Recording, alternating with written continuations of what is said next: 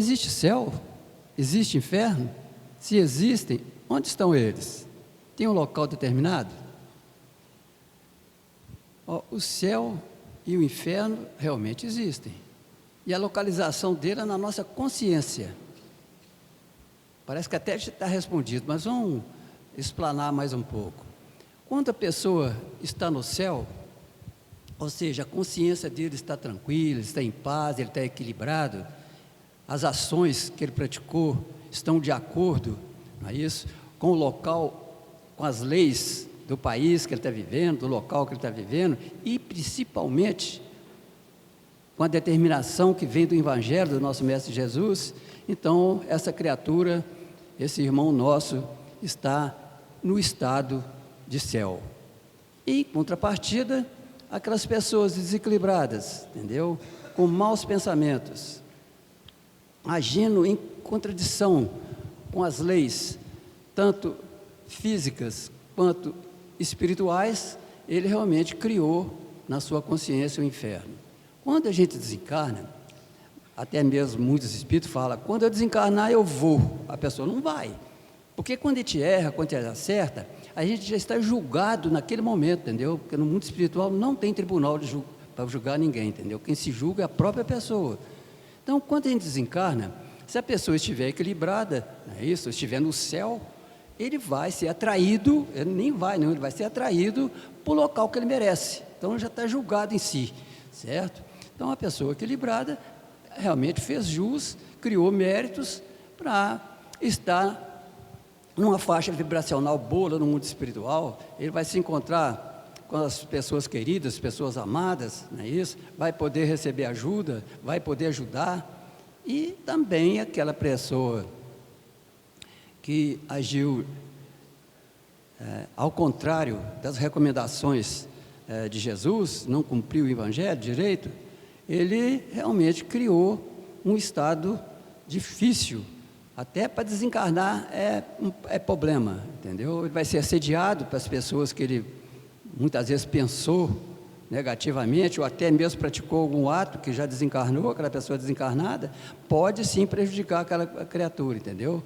Mas, como a misericórdia divina abrange tanto os bons quanto os maus, existem no mundo espiritual criaturas abnegadas, missionários, que atendem essas criaturas desequilibradas. Certamente elas vão ser conduzidas, né? Quando ela desencarna, ela vai para um local pior lá, mas se ela arrepender e tal, e fizer uma prece, pedir ajuda, reconhecer o erro, então realmente nesse mesmo momento, nesse mesmo instante, aparecem, até no plural, muitas criaturas que vão lá, recolhem e levam para um local onde ela poderá ser tratada. Evaldo.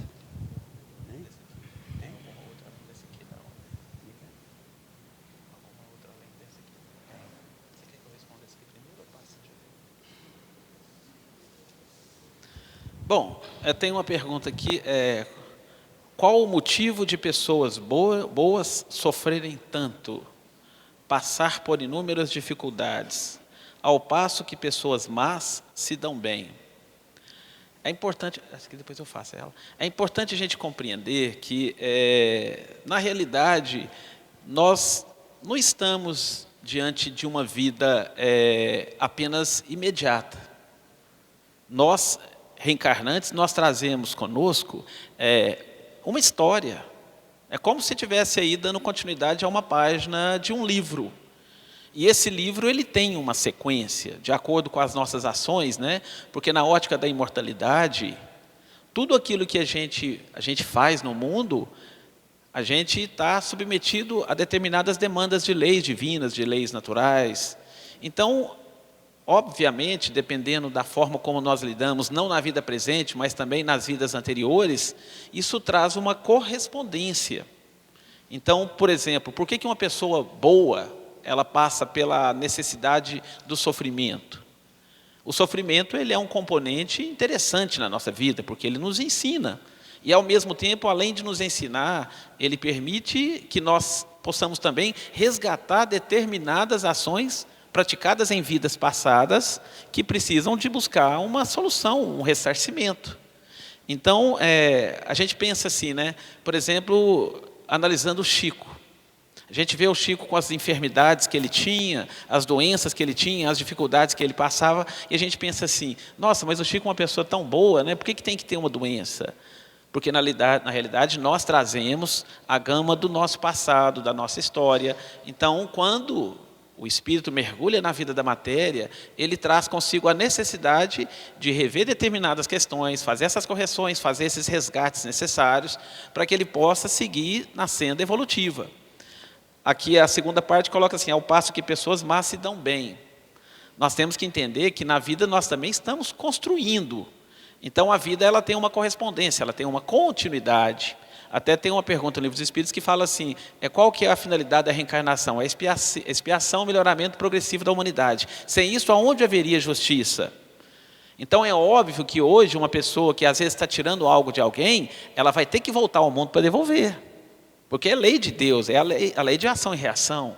Então quem está aprontando hoje, um dia vai ter que vir ao mundo, pode ser ainda, talvez até nessa existência, vai começar a ter que colocar no lugar aquilo que tirou involuntariamente ou ilicitamente. Então é da justiça divina que então esse procedimento ocorra para que a gente possa alcançar a evolução. Infelizmente, no estágio que a gente ainda vive, que é um mundo de expiação e provas, a nossa natureza, tanto no plano encarnado como no plano desencarnado, ela ainda é composta por espíritos que têm necessidade de passar pela dor, de passar pelo sofrimento, de passar pela doença. Porque nós não descobrimos ainda a necessidade inexorável de viver o amor, em todos os sentidos. Então nós temos dois caminhos, né? A gente pode ir pelo caminho do bem e pelo caminho do mal, mas a responsabilidade das nossas ações, ela é nossa. Então, mais cedo ou mais tarde, a gente vai ter que fazer essa devolutiva perante a nossa vida e a proposta pela qual nós fomos criados. Então, se eu estou passando pelo sofrimento, alguma coisa eu estou aprendendo nesse momento que eu não aprendi em vidas anteriores. Ou eu posso estar também passando por uma prova que eu preciso de resgatar, que eu preciso de buscar expiar algo que esteja ligado ao meu passado. No Evangelho segundo o Espiritismo, há um conteúdo que nos remete muito a essa reflexão devida, quando fala das causas anteriores das aflições e das causas atuais das aflições. E que nos localiza, de certa forma, quando a gente é visitado por uma doença, quando a gente é visitado pela dor. Então, há uma necessidade educativa diante desses mecanismos. É permitido que a gente encontre esses mecanismos aí do sofrimento, esses mecanismos da dor, esses processos do adoecimento, porque é algo que eu, enquanto ser que caminho em direção à evolução, eu necessariamente preciso aprender. Aquilo faz parte da minha estrada, e a minha estrada não começou agora. Não vamos cair na ilusão de que a nossa vida começou no momento em que a gente foi gerado ali através do parto, que isso, para nós espíritas, isso não explica mais a lógica pela qual existe a imortalidade da alma. Porque a imortalidade da alma não é mais dúvida, é realidade. É justo a esse processo da imortalidade que nós estamos nos entendendo melhor, né? Talvez a pessoa passe a vida inteira aí fazendo bem, e no final ela encontra uma enfermidade. É necessário que haja ali um crescimento espiritual, né? É necessário que haja ali um despertar. Importante entender também, porque dor e sofrimento não nos faz crescer.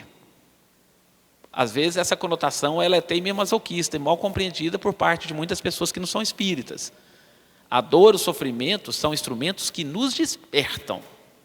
Então você é visitado pela dor, você é visitado pelo sofrimento, tenta extrair o que ela está tentando te ensinar, mas não ficar na dor ou no sofrimento.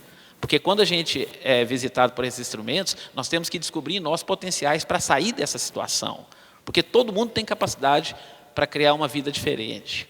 Porque o presente nós estamos construindo aqui agora, né? É lógico que o passado reflete nele, porque a gente tem uma construção que a gente tem responsabilidade perante ela. Mas sempre nós estamos aqui para transformar, para tornar melhor esse nosso livro da vida. E esse momento para fazer isso é agora. Então, viver o sofrimento com resignação, sem revolta. Até é interessante, né? Uma questão que a gente ouve muito, e eu concordo com ela, é quando a gente ser visitado pela doença, não perguntar por quê, não, mas perguntar para que eu estou encontrando a doença. Porque esse porquê, ele pode trazer muito bem um quê de despertamento de uma revolta.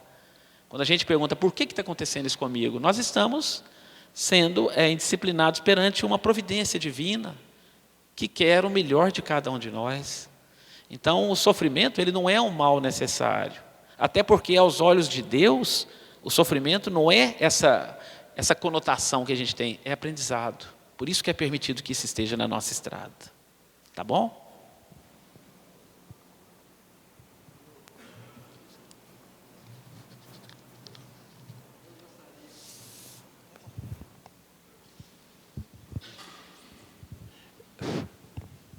Eu gostaria de acrescentar mais alguma coisa, que o Evaldo colocou tão bem aqui, porque é um estado que todos nós vamos passar por eles, de sofrimento, de problemas, né?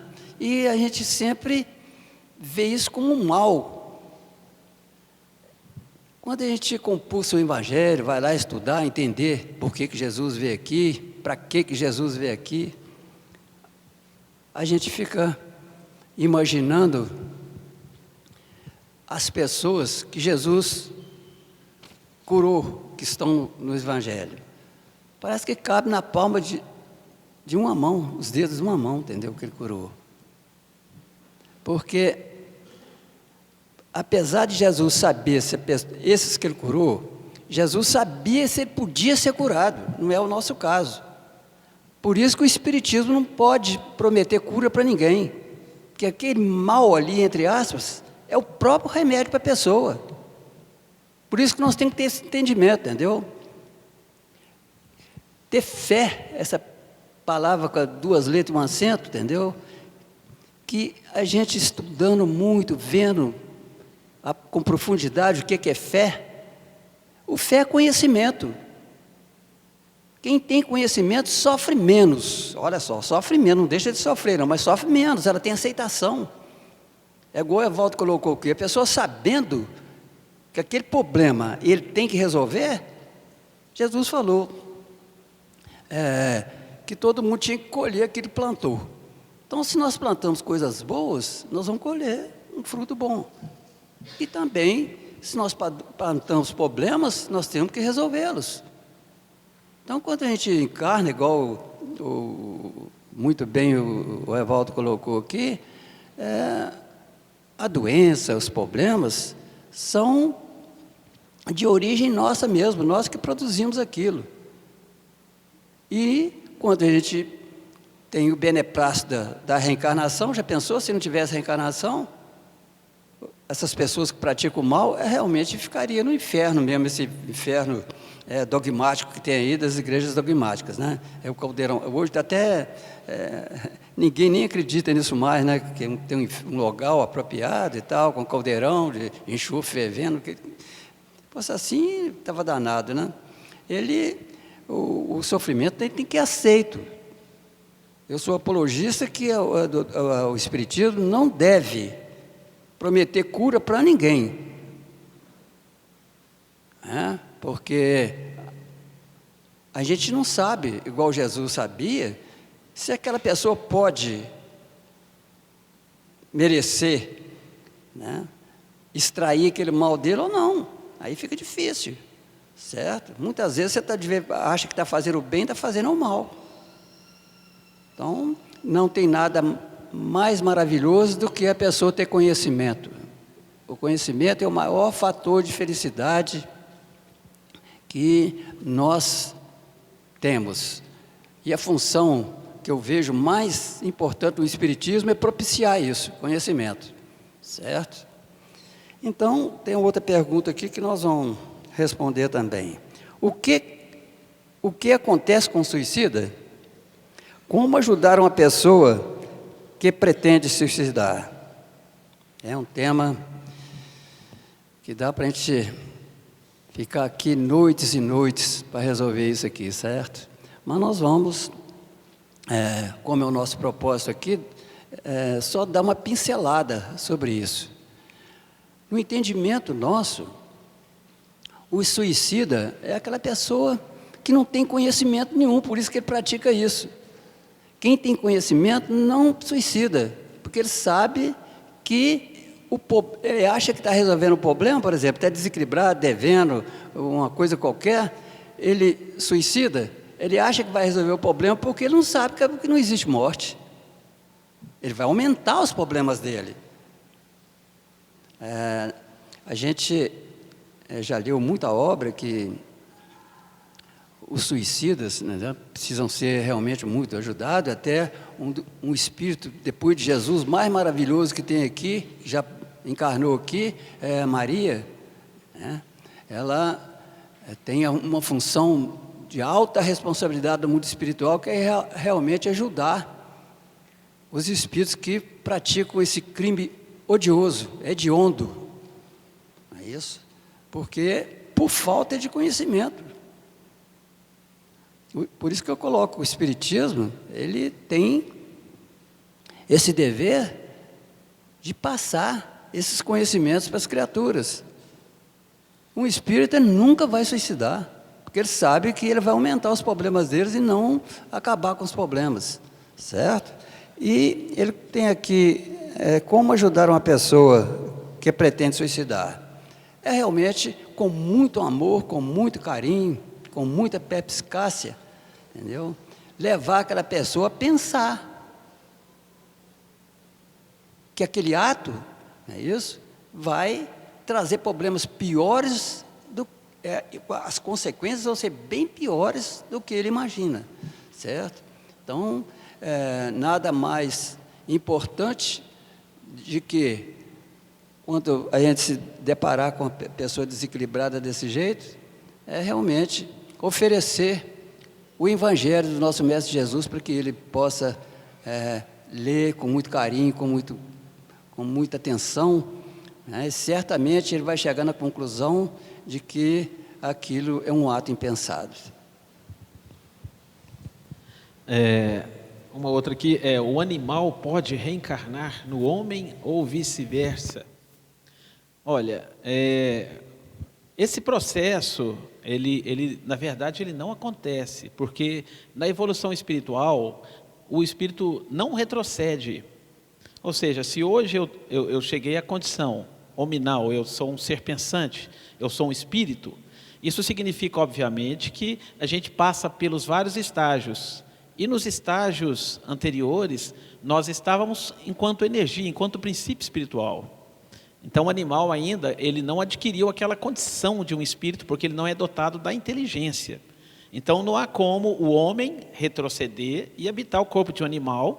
Agora, nos séculos e nos séculos, nas veredas do processo evolutivo, um dia o animal, ele vai sair da condição de princípio espiritual que ele se encontra e ele vai então reencarnar no homem. Mas isso aí é fruto de um processo que aconteceu durante séculos e séculos.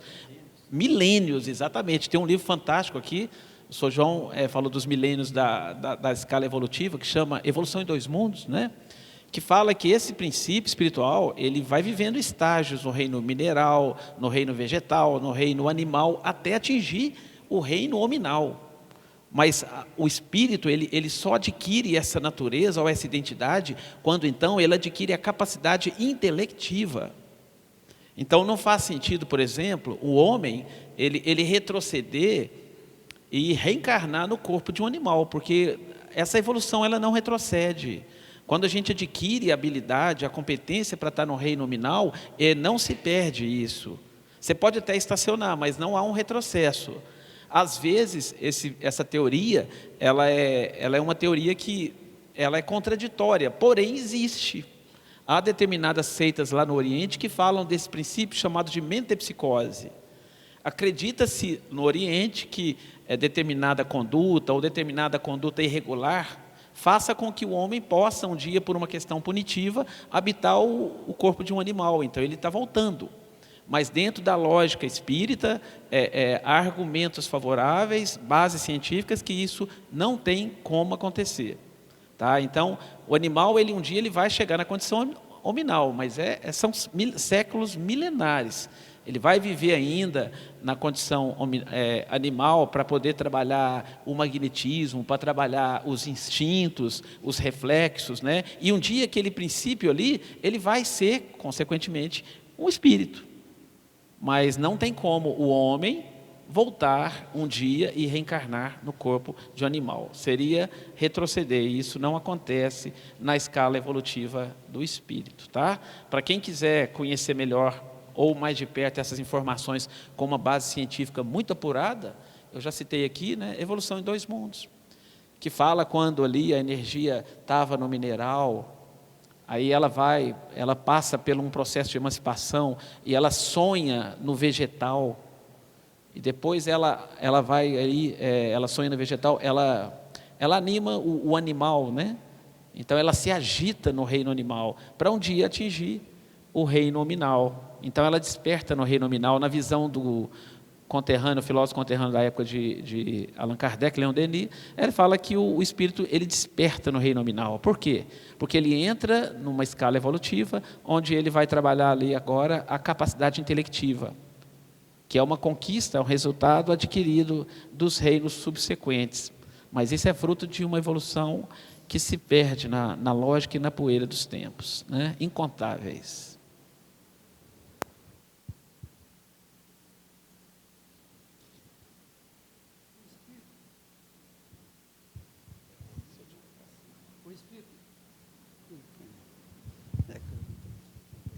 O Espírito Santo é ou cada ser é um Espírito Santo em potencial? Esse Espírito Santo aqui nós temos que fazer uma colocação seguinte: as religiões dogmáticas, principalmente o catolicismo, criou um dogma, Pai, Filho e Espírito Santo, é uma trindade, não é isso? Nós espíritas sabemos que no caso de Jesus, por exemplo, eles colocam aqui que o Filho é Jesus, que o Pai é Deus, e esse Espírito Santo aqui fica até um pouco sem muita explicação. Mas nós todos somos uma centelha divina. É igual o Evaldo explicou aqui a evolução, né? Nossa, entendeu? Nós somos uma partícula divina, como uma gota d'água do mar, uma gota do mar é também pertencente ao mar, né? Então, a gente fica aqui pensando que nós todos realmente, igual colocou aqui, em potencial, nós vamos chegar num patamar evolutivo tal que nós vamos poder ser realmente co-criadores, igual Jesus colocou, né? Vós sois deuses, né? Então, realmente, com o passar dos milênios, onde nós temos que passar por essa escala evolutiva que o Evaldo colocou muito bem aí, entendeu? Nós ficamos aí, o animal é o mais próximo nosso, né? Mas o animal, ele não tem pensamento contínuo, igual nós, entendeu? Ele age por instinto, certo? Então, nós agimos com a razão, por isso que nós temos que ter responsabilidade pelos nossos atos. O animal não tem, porque eles agem por instinto, entendeu? Cada grupo de animal age de acordo com aquela raça dele, certo? Faz tudo por instinto. Agora, nós estamos ainda, igual eu coloquei aqui, nós estamos muito próximos ainda dos nossos irmãos animais, que são nossos irmãos na escala evolutiva, né? Então, a gente, quando desequilibra, o que acontece? A gente vira um animal, por quê? A gente age com instinto. A gente age instintivamente quando ele está desequilibrado. Então, a gente realmente vai ser cobrado esse desequilíbrio nosso numa vida futura. É isso que são as reencarnações. Então, esse Espírito Santo aqui, esse que é Pai, Filho e Espírito Santo, que a Igreja Católica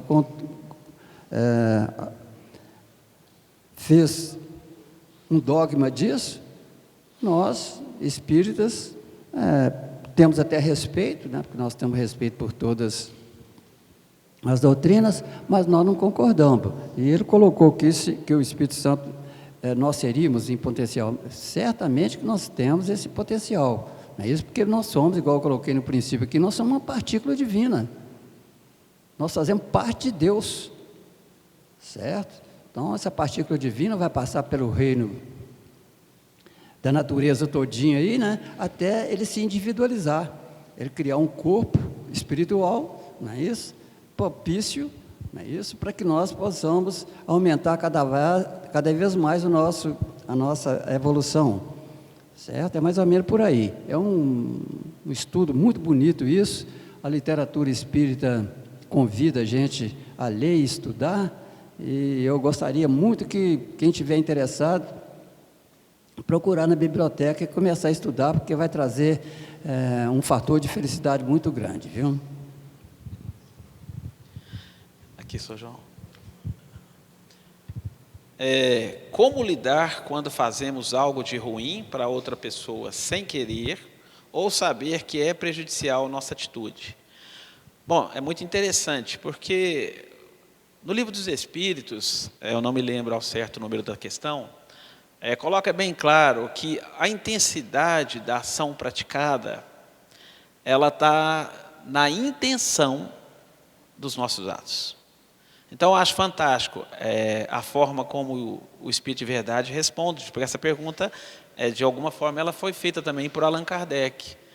Qual que é a gravidade ou a intensidade do ato praticado? A espiritualidade coloca bem claro que a intensidade do ato praticado ou da ação, ela está na intenção de quem pratica. Então, qual que é a intenção quando a gente pratica determinada ação? Mesmo sem desconhecimento. Porque a gente sabe, hoje, inclusive a Joana de Ângeles, no livro Amor Imbatível, ela fala assim, que ninguém hoje consegue agir inconscientemente. Ou seja, a noção do bem e do mal está muito claro na nossa consciência, por dois motivos. Primeiramente, todos nós trazemos na nossa consciência a presença das leis divinas, que elas estão inscritas na nossa consciência, e pelo grau de intelectualidade que nós espíritos já conseguimos alcançar no atual estágio da nossa existência, a gente sabe, a gente está tentando talvez fazer de tolo, né? A gente age e fala assim, será que eu estou fazendo bem? Será que eu estou fazendo mal? Não, nós temos pela inteligência a capacidade de ter a certeza de que a nossa ação ela vai prejudicar a quem quer que seja. E se tiver mais conhecimento, vai entender que as nossas ações, ela está prejudicando primeiramente nós mesmos. Porque a ação que eu faço ao outro e eu prejudico ele, ela vai voltar para mim. Eu que estou emitindo eu sou responsável por ela. O Sr. João colocou muito bem claro aqui, a nossa inserção no reino nominal, ela significa responsabilidade. Porque nós passamos a fazer parte daquele ser que começa a caminhar com seus próprios passos. Porque antes, nós estávamos subordinados ao determinismo divino.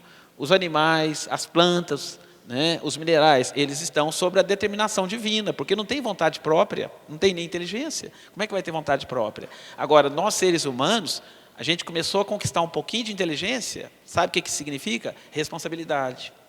Porque a inteligência ela é sinônimo de discernimento. Então, não há aquela questão da gente agir e falar assim, olha, eu não sabia que ia provocar isso. Isso passa pelo fulcro da nossa consciência. E a nossa consciência, ela ilumina o nosso psiquismo. Então, nós somos o melhor filtro para saber quando a nossa ação vai prejudicar alguém, quem quer que seja. Né? Então, eu acho interessante. Quando eu vou pensar, será que essa ação vai prejudicar alguém?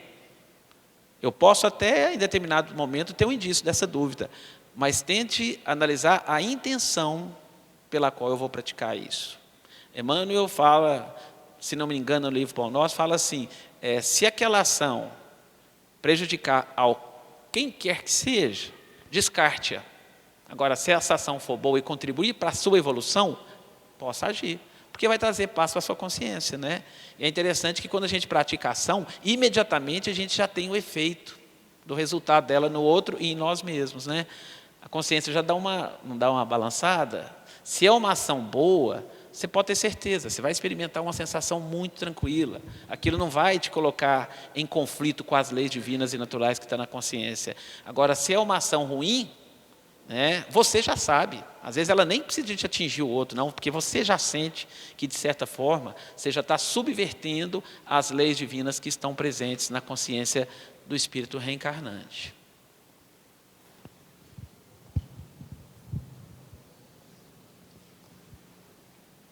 Agora, tem um ponto interessante aqui, né, Sr. João? Falando assim, como lidar quando fazemos algo de ruim para outra pessoa? Sem querer, eu não sei se a gente faz sem querer, não. Mas se a gente praticou e viu que a ação é ruim, busca ressarcir isso, busca reconciliar com o seu inimigo. Ele não é seu inimigo ainda, enquanto estás a caminho, porque a reconciliação que você faz com o outro, você está fazendo é para si mesmo. Enquanto estás a caminho, Jesus falou isso, enquanto você está no caminho da construção da felicidade, porque um dia nós vamos ter que voltar atrás e rever todos aqueles que de alguma forma a gente lesou. E os atos da vida física tem uma lesão emocional nisso, tem uma lesão afetiva. A gente não lesa ele somente materialmente falando, não, porque as nossas ações praticadas, elas têm uma correspondência afetiva também. Então é muito importante que a gente tenha essa consciência de que um dia nós vamos ter que voltar lá no porto, resgatar as pessoas que nós deixamos, em determinado momento, não deixamos ela atravessar rio afora. Então isso é uma correspondência das leis divinas, e nada mais justo do que a gente ter que fazer isso, né? Para que a gente possa ter o caminho livre e, consequentemente, uma consciência tranquila. Vamos analisar pela vigilância, né? pela prece, as atitudes que a gente pratica sempre no dia a dia, para a gente sair dessa reencarnação melhor do que quando a gente entrou aqui no corpo, né? Quando a gente ofende, pratica qualquer coisa contra o nosso irmão, se a pessoa reconhecer e for lá e se desculpar, ele evita o quê? Em outra encarnação ele vai ter que pagar aquilo. Já pensou? Que ganha um tempo muito grande, né, Valdo?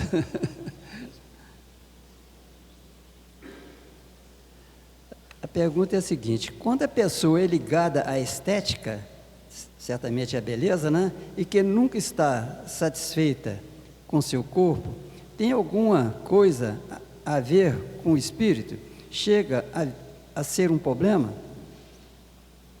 Realmente é muito interessante, sabe? Vou citar aqui um filósofo grego, Aristóteles. Ele fala assim: todo excesso é negativo, mas a falta também é. O que ele quer dizer? Para a pessoa quer ser equilibrada, está no meio. Então, eu acredito que a pessoa quer sempre estar bonita, sim, isso não tem problema nenhum. Agora, o excesso, igual Aristóteles colocou, já começa a dar problema para a pessoa, sabe? Cria um problema, sim. A vaidade excessiva, né? A pessoa se apresentar bem é um dever nosso. Você está limpo, bem vestido. Eu não vejo nada contra isso, pelo contrário, é uma maravilha. Entretanto, se a pessoa fica apegada dia e noite nisso, ela pode criar um problema sério para ela, até psíquico também, porque ela fica com ideia fixa. Monoideísmo traz uma depressão para a pessoa.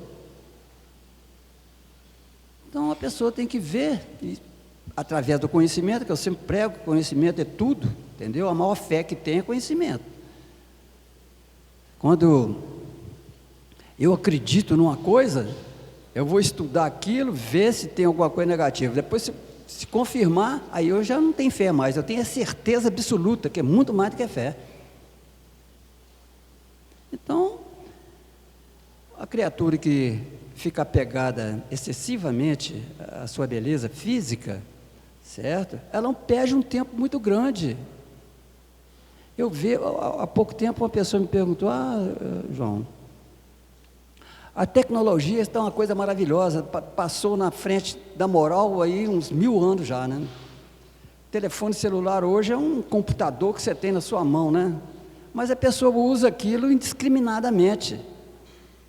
Mas por que a espiritualidade deixou? Eu acredito, olha só, eu acredito que a espiritualidade deixou trazê-la do mundo espiritual essa tecnologia para cá, porque aqui no mundo físico não existe nada inédito, tudo vem de lá para cá, tudo, até nós, é claro, né? Então, eu acredito que a espiritualidade enviou esses ensinamentos todos, essa tecnologia, para sobrar tempo, para nós cuidar do nosso espírito. A pessoa não tem tempo para nada hoje.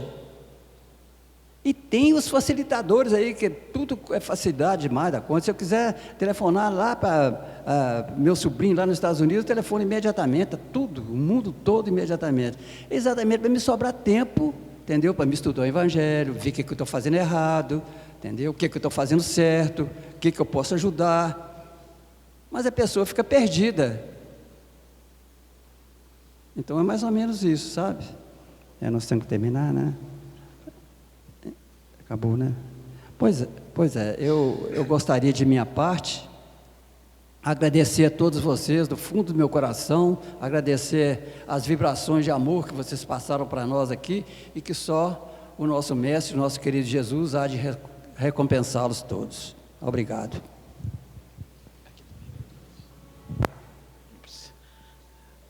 Tem mais 5? Então dá tempo para fazer. Então tá bom, ó, né? Então vamos lá.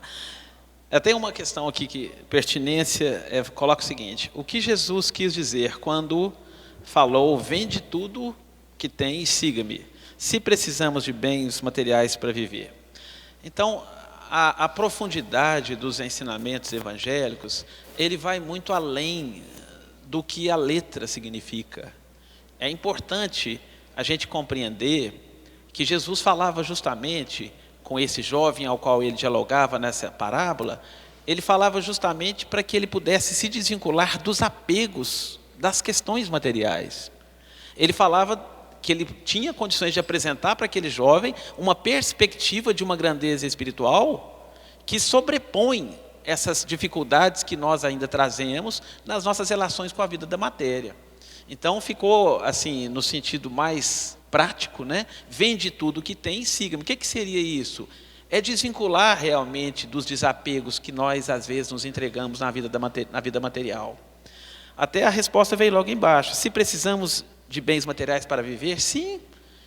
Não vamos pensar de forma contraditória, porque nós estamos na vida da matéria e nós necessitamos dos bens materiais. Agora, essa relação do espírito com os bens materiais, ele depende de um ponto importante a nós estabelecermos, que é o ponto de equilíbrio.